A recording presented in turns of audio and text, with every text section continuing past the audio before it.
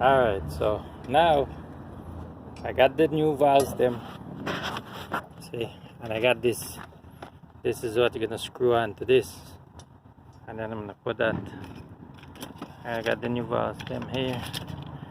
See, I got 2 in a pack, $5 at Pep Boys, and I got the 4-way tool.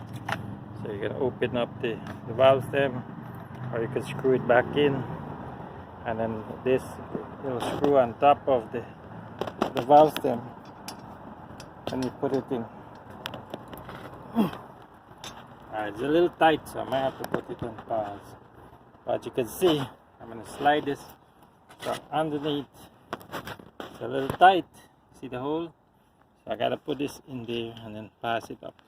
I had it earlier, but I removed it so I could make the video. It's gonna pass, but I got one hand, so I'm gonna have to pause it while I do it. All you have to do is push down on the crowbar some more, and it'll give you some more slack. So I'm gonna pause it for a second.